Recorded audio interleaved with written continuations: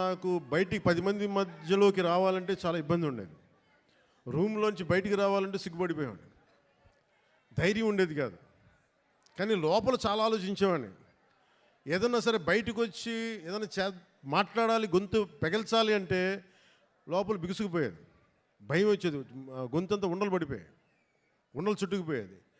అలాంటి సమయంలో మా అన్నయ్య గారు అడిగారు, నువ్వు ఏమవ్వాలని ఉందరా అంటే, నేను చాలాసేపు ఆలోచించాను. జస్ట్ బతకాలి ఉందని చెప్పాలనుకున్నా. ఆ మాట అంటే కొడతాడని చెప్పలే, ఏదో తెలివితేటలు చూపించుకున్నా. కానీ నాకు లోపల ఏముండిందంటే, నాకే కోరికలు లేవు. నాకు చిన్నప్పటి నుంచి నాకు పెద్ద ఏం కోరికలు లేవు. ఏదో మామూలుగా బతకడం తప్ప ఒక హీరో అవ్వాలనో లేదంటే సాధించాలనో లేదు. కానీ చిన్నప్పటి నుంచి ఉన్న ఒకే ఒక్క మూల లక్షణం ఏంటంటే, అన్యాయం జరిగితే ఎదురుదాడి చేయాలని ఉంటుంది.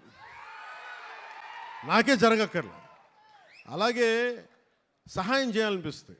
ఈ 2 లక్షణాలు తప్ప సినిమాలు చేద్దామని కానీ డబ్బులు సంపాదించాలని కానీ నాకు ఆలోచన లేదు. అలాంటి నాకు చదివేవాడిని. అలాంటి నాకు వీని ఇలా వదిలేస్తే ఎటు కాకుండా పోతాడని మా అన్నయ్య గారికి భయం వేస్తుందేమో. ఒక రోజున సత్యానంద్ గారిని పిలిపించి, ఆయన మంచుపల్లికి సినిమాలో ఆయన ఒక అసిస్టెంట్ డైరెక్టర్గా పనిచేస్తారంట. ఆయన పిలిపించి, ఈయన ఢిల్లీ నేషనల్ స్కూల్ ఆఫ్ డ్రామాలో ఆయన అక్కడ చాలా పాల్గొని నేర్చుకుని ఆయన అలాంటి వ్యక్తిని తీసుకొచ్చి నాకు నన్ను ఆయనకి అప్పచెప్పి చేయమన్నారు. ఆయనకి నేను ఎంత ఇబ్బంది పెట్టేవాడినంటే, మీరు ఒకసారి రండి సత్యానంద్ గారు, మీ కష్టాలు చెప్తాను. ఇప్పుడు దాకా తెలియదు కదా ఎవరికి నేను ఆయన ఎలా ఇబ్బంది పెట్టేవాడిని. ఆయన వచ్చి కూర్చొని చాలా డైలాగులు చెప్పేవాళ్ళు. బాబు మీరు ఇలా చదవండి, ఇలా రాయండి అని చాలా పేపర్లు ఇచ్చేవాళ్ళు.